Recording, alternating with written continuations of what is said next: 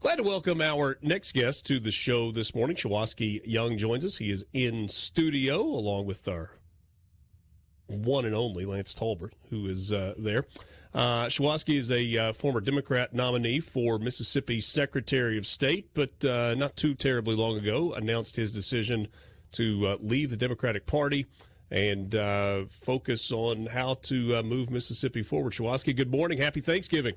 Happy Thanksgiving, Richard. Thanks for having me here this morning. Good to be with you. So you and I visited not this past summer, but summer before last at the Neshoba County Fair. That's right. And you were absolutely. You were running for Secretary of State at the time on the Democratic ticket, and have had some changes since that time. I want to start with what you learned during that election cycle. As you were running for Secretary of State, meeting with people across the state of Mississippi, and vying for that office. What did you learn? Well, the first and foremost thing I learned was how beautiful our state is and how great the people in this particular state are. Throughout that particular election, I got an opportunity to go county by county, city by city, and just talked about the issues that I thought were important at that particular time that still remain important today. And what I learned more than anything is that there is more that connects us here in Mississippi that separates us by political party. And I think that was the most overarching point that I would answer in that particular way. Yeah. It's funny. We have I feel like we've dealt with division in our state. Yeah. But on a very micro level, right? I mean, Yeah. We interact with each other and we get along on a daily basis, whether we are a fan of Ole Miss or Mississippi State or Southern Miss, whether we go to the Methodist Church, the Baptist Church, the Presbyterian Church, the Pentecostal Church, or don't go to church. I've often agreed at the same point. Yeah, I mean, it just feels like Mississippians, by and large, regardless of race or background or socioeconomic means, have found ways to get along, and man, it feels like that's a pretty good example for the rest of the country. Man, I'll tell you, it's who we are as a state, and that's one of the things that I love the most about Mississippi. It's also one of the things that I think is most important in protecting in the future, which is the reason why I made the change to leave the Democratic Party. And you know, if folks haven't heard in the last, I guess, week or two, you know, it was a cycle here. I've actually joined the Republican Party now, so you know, we're moving forward in a way to get the message around the state out. We'll be going national with that message pretty soon after Thanksgiving, and I'll continue to go around the state and talk to not just Republicans across the state, but also, you know, independents and Democrats as well about what I feel is the best opportunity for us to move forward economically and socially and culturally for our state as we move forward. Shuwaski, let's talk about that a little bit, because I think that's two different things. First, the decision to leave the Democratic Party, and then to join the Republican Party. So let's start with leaving the Democrats. What caused you to ultimately make that decision that you wanted to disassociate yourself with the Mississippi and national Democratic parties? Sure. So one of the things for me, as I stated when I was on the show with Gerard and in the op-ed that I wrote with the Clarion Ledger, anytime we get to a point where we can't tell the truth about what our true values are, anytime we get to a point where we're confused as to what our core beliefs are as it relates to traditional values of whether that's boys being able to play boys sports and girls being able to play girls sports and not mixing the two, folks being able to go even to the proper restrooms, for Christ's sakes, in this day and age. And when we go to a place where our economic values as associated with such are values that are going to keep people poor in Mississippi, keep people poor throughout the South, where self-responsibility is not there to take advantage of the American dream that's actually here for us all. I think that that's one of the reasons why, and the core reasons why I actually decided to leave the Democratic Party. I thought that I was at odds with those particular points, and it was a place where it became unrecognizable to me. Did you feel like you were distancing yourself from more of the national Democratic Party platform or the state of Mississippi's Democratic platform, or do you think there's a difference? I think the Mississippi Democratic Party has to reflect what the National Party actually is putting forth within a policy and their platform through their bylaws and also through their charter. What I know, and what you also really just talked about, is the core values of Mississippi are pretty much the same across the board in our state. The Democratic Party of Mississippi as a whole is one of which that doesn't reflect that. at this particular time. Having heard that and having said that, I think that that's one of the things that caused me to leave the Democratic Party. I think there is a vast separation of Mississippi values versus national values from a Democratic Party perspective. I just think those in the Democratic Party in Mississippi are forced to believe that they have to actually believe this national party effort in order to get money from the national party. And we don't do that in the state.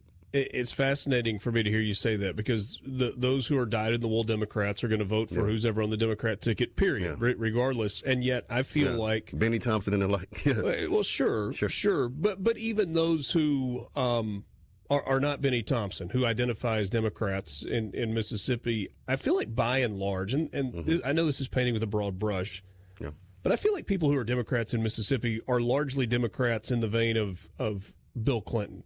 Or FDR. If you want to go a little farther back and say a Jimmy Carter Democrat or something along those lines, or even FDR if you want to go back farther. Not so much Democrats of Kamala Harris's party. Right. Or Gavin Newsom or Elizabeth Warren or even Hakeem Jeffries for that matter. That's just not who we are as Mississippians. It never has been who we are, and it never will be who we are. And I think that is something that, for me, was the core reason why I knew I had to actually leave the party. And trust me, I'm someone who has worked in Democratic politics all across this country. I know the party. I've worked with the folks at the top. I've worked with the folks down at the door level. And that's just not who we are as Mississippians. So you could have chosen to remain independent. Sure. But as you said just a moment ago, you chose to align with and officially join the Republican Party. And I think that's different than just stepping away from the Democratic Party. Very much why so. did you make the decision to officially align with the Republican Party? Well, look, one of the things that I've always has the core belief, I'm someone who served in the military. I'm someone who came up in a Christian family. I'm someone who believes that, the harder you work, the more you are deserving of the American dream. I believe in family core values. I believe in a strong national defense. I believe in wages being higher and taxes being lower. I believe that we have an opportunity to build family and unity. And no matter whether it's a trade background or a vocational background or academic background, that's what you can add to the American dream. Those are the values that I believe that the Republican Party has always put forth, will put forth. And that's what I align with. And that's why I want to be a part of it going forward in the future. There are those out there who would be skeptical to say, okay, you were a Democrat, you were running for office as a Democrat, and you've worked in, as you just said a second ago, Democrat politics for much of your adult life, and now all of a sudden, nope, not a Democrat anymore, now I'm a Republican, that would be skeptical of that, or would think that, I don't know if nefarious is the right word, but there's something more to it than just your values have changed. How would you respond to that?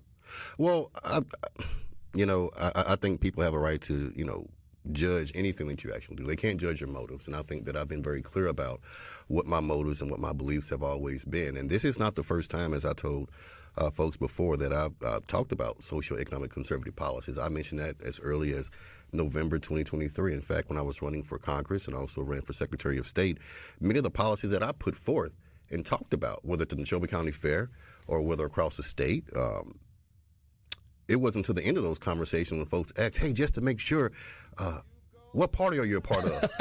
And then that's when I would say Democrat. It doesn't sound like a Democrat in the first place because, look, I'm a capitalist. I'm a patriot. And that's where it stops. We'll continue our conversation with Shuwaski Young on the other side of this break. I'll let you think about this when we come back, because I'm going to ask you, can you point to an area where Democrats have it right, even though you find yourself aligned with the Republican Party now? Yeah. And can you point to an area where you think Republicans maybe don't have it exactly right? Okay, sure. I don't know that anybody. Yeah, I don't know that anybody's got necessarily. I really like that question. Yeah. We'll talk about that when we come back. Shuwaski Young, former Democrat candidate for Secretary of State, now a Republican. We'll take a quick time out. This is the Gallo Radio Show on SuperTalk, Mississippi. Morning. Visiting with Shuwaski Young. He is in studio with us this morning. We appreciate your time. And as Shuwaski said earlier, happy Thanksgiving to all of you. So I mentioned before the break, let's go here as we start things off. Right. As someone who has been a member of the Democratic Party, now as a Republican, I don't know that either party has the market cornered on great ideas. Here, here. There are things that that kind of fall under the Democrats' platform that make sense to a lot of people, and there are things that fall under the Republican platform that make sense to a lot of people, and then things on both sides that make absolutely no sense at all. So let's start on the Democrat side of things, where you've spent most of your adult life as a member of that party. Mm-hmm. What have the Democrats got right? So I think that, first and foremost, I'll keep it primarily at a state level as it bleeds into a kind of a national politics as well. Okay. I think the Democrats have done a great job communicating to the American people their empathy and compassion as it relates to affordable health care, as it relates to Medicaid and Medicare, as it relates to continuing to secure the sanctity of Social Security, and also things like summer food programs for a place like Mississippi, things that people really need, things that are Bible-based almost, in a sense, that the poor will always be among us. I think those are things that go further than just self-responsibility. There are some people in society that will always need help, and there are some folks in society that, aren't doing their fair share for the help that they actually need. It's a good balance, but communicating it has been pretty okay for the Democrats, yeah. It's interesting. There's a pretty fine line between fiscal responsibility and compassion for those who are in need, and then kind of standing in judgment of those who claim to be in need but aren't necessarily doing all that they can. And sometimes it's hard to delineate. Well, that has been a problem from the Democratic side. I think the first point was the good stuff, the pros, so to speak. Yeah. The delta in that particular point is that Republicans have made a great point in saying that there are folks out here that are on the Medicaid records, that are on social welfare programs that could be working and should be working, and in order to continue to receive those particular benefits, need to be able to produce a 30 to 40 hour week program that they can be part of. And then also there should be some limitations on how long you can stay on that program. No one should be raised from 0 to 18 on social welfare. That, to me, that just means that there's been a lack of responsibility somewhere if these folks are able-bodied and also physically able to basically go out and get a job.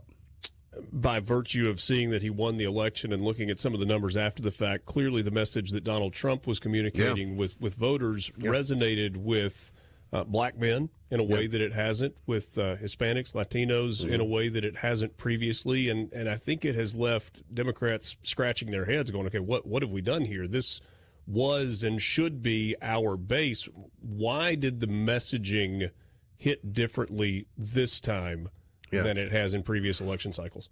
Well, I think for so long, I think that, the Democratic Party has had an inability to communicate directly with people effectively about how they feel they can help govern their lives through a political policy standpoint.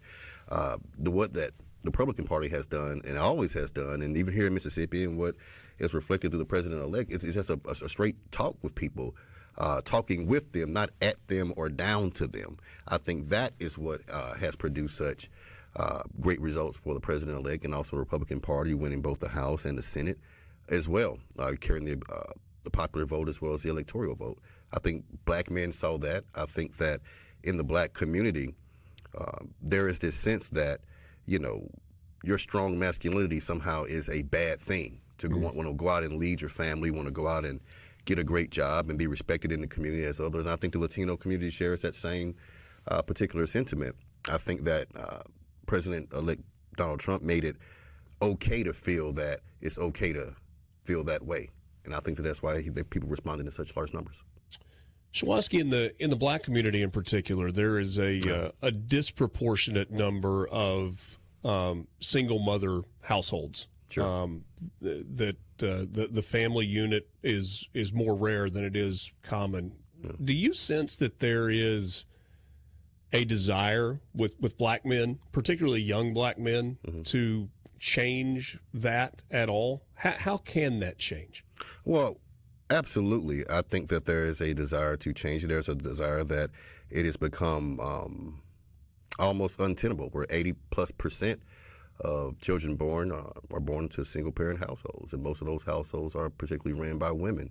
And studies actually show that even when single-parent households actually take place, across whatever race, men tend to do a better job as far as graduation rates, as far as lower crime rates and things of that nature. But those aren't things that people talk about as much. I think that in the future, as we move forward, I think you'll continue to see the numbers in the African American and Black community get better once men continue to step up as they have done and have shown in this particular election, as they are showing across the board, whether whatever industry you're talking about, whether it's politics or medicine or engineering or law, or just skilled or unskilled work.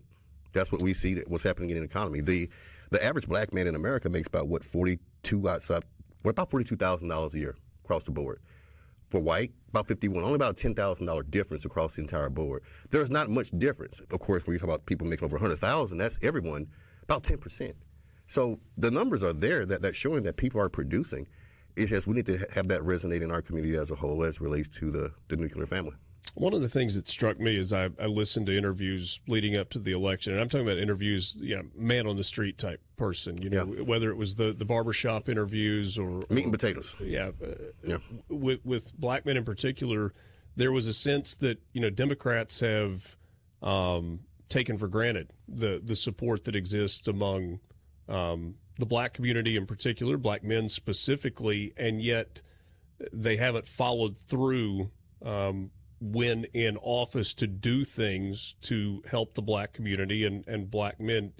Did you hear that, see that? Does it make sense? It's felt throughout the entire state of Mississippi. If you've been a Black man in a Democratic Party running for office in this particular state or trying to see some level of power to influence the community, I think that you'll find that there are folks out there that basically will not help you unless, it comes along with some level of loyalty or commitment to them in a way that supersedes, I think, just civil morals. And I think that you'll actually find that many of those people want to actually be a part of the process, but feel that also this particular process is representing interests that they don't believe in. They don't believe in just full-on blown, abortion on demand. They don't believe in all these transgender politics that the National Party and the State Party are now reflecting, as if that's something that Mississippi culturally believes in as a whole. And I think one would find now that, especially considering the president-elect didn't just win the Electoral College. He won the popular vote. And for months on end, he told America exactly what he was going to do as it relates to immigration, as it relates to cultural politics, as it relates to our economy, as it relates to domestic policy. And the people overwhelmingly voted for him. That shows right there that those folks who believe in those things are outliers. Go to one last thing before we wrap up, and it's the other side of that question that I mentioned that we would get to. In terms of the Republican Party, you have joined the Republican Party, but that doesn't mean that everything that Republicans do is right. Where has the Republican Party got it wrong? So one of the things I'm going to be talking about that's really important to me, when I'm going around the state, or if I'm talking on, national news, or if I'm, find the office that I can feel like I can win and that we all can agree on, is going to be the summer food program here in Mississippi. I think they got it wrong on that one. I just honestly believe they got it wrong on it. And I think that it needs to be revamped. I think it needs to be reconsidered. You said the summer food program? Summer food program that was always So when kids are not in school? When kids are not in school, right. I think that you have too many particular situations, especially in the Mississippi Delta and very small rural towns, where that can actually help people. And I think that that's something that we need to reconsider. I think it needs to be ran properly to make sure that it's fiscally responsible. But I think that is something here in Mississippi that we should revisit. Now, I know also the governor wants to consider eradicating an income tax. I'd love to hear more about how we're going to replace that tax revenue. But other than that, those are the main two things I would talk about right now. All right. Really appreciate the time this morning. Shuwaski Young visiting with us in studio. Man, it's been great. Kind of you to come in. Look forward to visiting with you in the future. And once again, wish you and all of your family a happy Thanksgiving. Thank you so much, Richard. Shuwaski Young visiting with us this morning on the Gallo Radio Show. We've got half an hour left with you. Not quite done yet. More coming up. This is the Gallo Radio Show on SuperTalk, Mississippi. I sit my mother down. I said, Mama.